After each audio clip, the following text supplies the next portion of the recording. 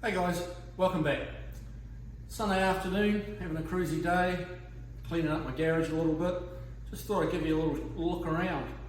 Now, a few of you have been asking what I drive.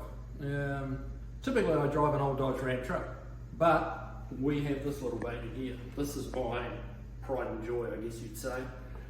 This is a car that I built back in 2012 and took it to SEMA in 2014. We started building in 2012, took it to SEMA 2014. Had a lot of people helping me on this car. Wanted to go through a few of the details with you. One thing you'll see here is the graphic. We've got a ghost graphic hidden here with the Kiwi warrior head in here. That, like a tattoo graphic, goes right down the car, which is kind of cool. That's a little homage to, I guess, my background coming from New Zealand. This is the Polynesian/Maori tattoo design down through the side, which is, yeah, it makes it special for me. Come back up here to the KSV 9000. This is Kiwi Special Vehicles, and the 9000 refers to the 9 litres. It's a 557 big block. We'll do a lap of the car and we'll get to that, guys, don't worry. But yeah, to show you what I did, I wanted to build something unique. I wanted to do a wide body as a throwback to some of the old Trans Am days. What we did is we cut the fender, front and rear, right the full length of it, stretched it out in the middle, welded it back together. We lifted the wheel arches up about 2 inches. This track on this Mustang is about 5 inches wider than a stock one, so we've got like 275s hiding under the front there, which you probably wouldn't realise until you look close. We built in these little cutouts, these vents here. Now if you look closely here, this area here that's the original location of the fender, and all this is where it's been brought out, this recess. It's not actually recessed, that's stock, this is out. So it gave us a lot more room. This car will go right down on its bump stops. You can turn left and right on the bump stops, it will not rub, everything clears. So working back, we gave the rear the same treatment, just a cut lengthways right down the quarter, took it off, pulled it out, and if you shoot the camera down the side here, you'll see normal Mustangs are straight line front to back. They're like a like a tissue box on wheels. What I did, if you look down it, it's got quite a Coke bottle shape to it. The rear fenders here are quite pregnant. We've actually got 12-inch wide tyres on here, 315s, with a stock wheel arch, which is I like to try and fool people a little bit and make them look and make them think, how did he do that? Another little thing we came up with was actually extended the C-pillar here, and if you come around and look like across or into here, you'll see this piece normally finishes here, the roof. We added all this in, sloped the roof down, gives the car a more flowing profile. It's not a big change, it's taken it back like 3 inches, but it really does make a difference. Also went with flush mounted glass. You can see these windows, all the stainless trim's been deleted. That windshield's bonded in and just has the little tiny 1/2 inch wide black strip around it. That smooths the whole line of the car out as well. It's the little nuances, the little subtleties that really make the difference. Handmade the rear spoiler, that's all out of steel. Everything on this car is steel. There's no fiberglass, there's no composites, there's no nothing. What I did, the normal Shelby kind of spoiler treatment that the Mustang's got, this quarter extension was part of the spoiler and you had a join down here. I wasn't real happy with that. The spoiler, in my opinion, was a bit high.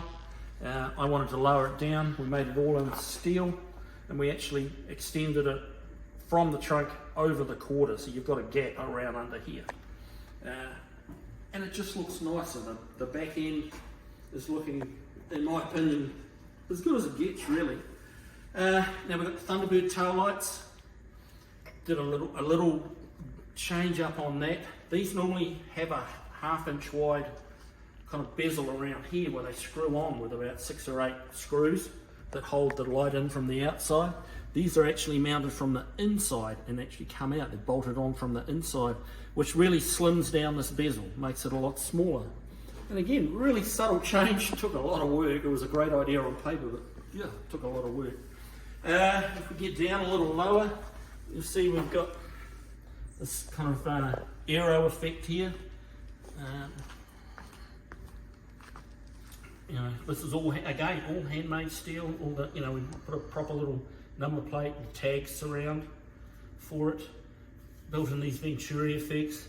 Now doing that meant lifting the fuel tank up 2.5 inches because these were wanting to come up into where the fuel tank lived.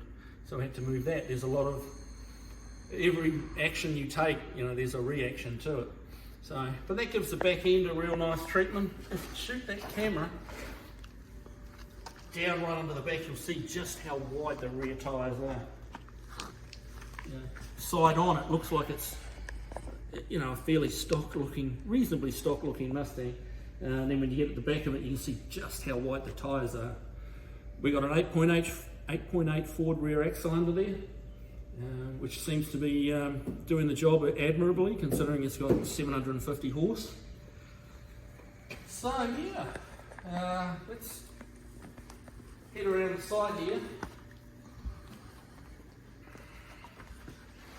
We got the Kindigger door handles, the flush mounted door handles, like so. And if we take a little look inside,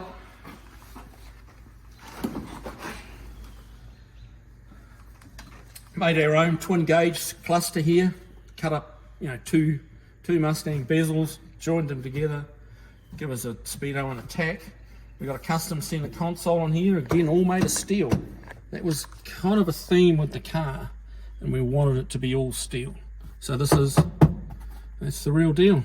These, we've got a couple of extra gauges over here, and this little setup actually came out of like a 64 Pontiac. Catalina, I think it was just sitting in a wrecking yard. So yeah, we've got a little wee steering wheel, it's all TMI interior. Another little feature we did was, if you take a look in here, you can see the back seat's actually out of it's about a 69 Thunderbird, so it's a wraparound back seat, which I always loved in the old Thunderbird. So it's like, okay, we're going to make that happen in the Mustang. So that was kind of cool.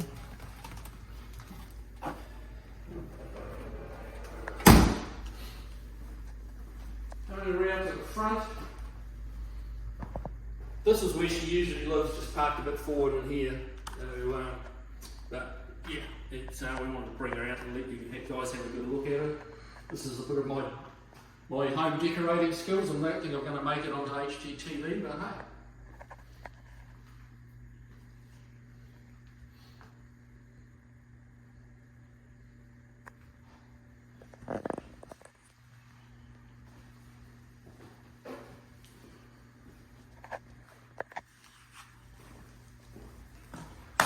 Yeah, front end of the car. A lot of the Shelby front treatments, you know, basically had a rectangular opening down the bottom here, which to me just didn't cut it. So what I did was I got an original grille, narrowed it down. You'll see this moulding here is actually the same as this, you know, the actual grille opening. So we just made all this up out of metal, this splitter, you know, all this stuff's all handmade. So that came out nice. On the hood, got a big engine in here, so we needed a bit of room. So I actually grafted, I believe it was like a 98 Pontiac Grand Am hood.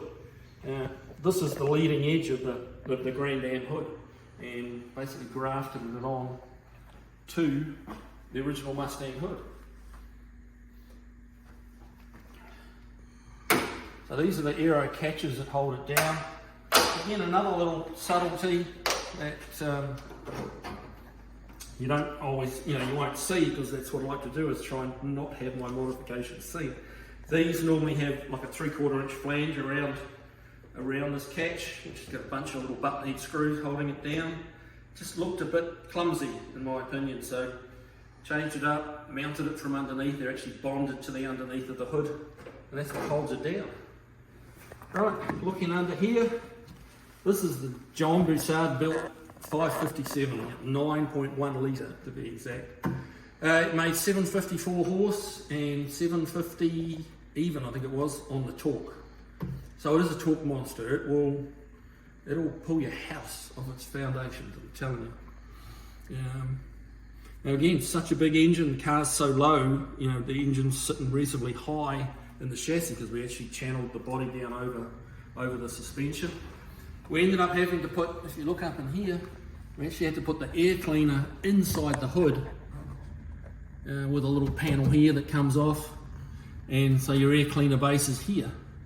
So it was a squeeze, there's no doubt it. We shoehorned it in, we used up every little bit of real estate that we had. And it's a beast. People say to me, how does it go? My standard answer is it's either parked or all hell's breaking loose. That's your two speeds. So there's that.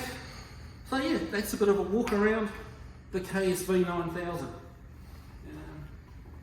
It was a massive amount of work to do. The hours I don't know what the hours were. I had a lot of help from people, giving tapes, painted the car. RS Automotive helped me, you know, in the getting it to the finish line for SEMA. You know, they gave me a lot of time. Another great restoration shop, those guys. And yeah, Optima batteries, Trick Flow obviously helped a lot. They provided all the parts for the engine. You know, the whole top end kit, the cam, to make this the beast it is. So we'll fire it up and then we'll let you go.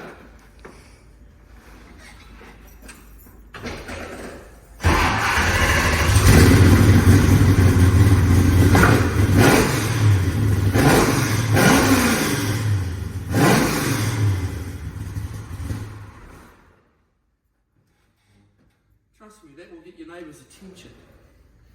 Anyway, you guys have a great evening. We'll see you next week.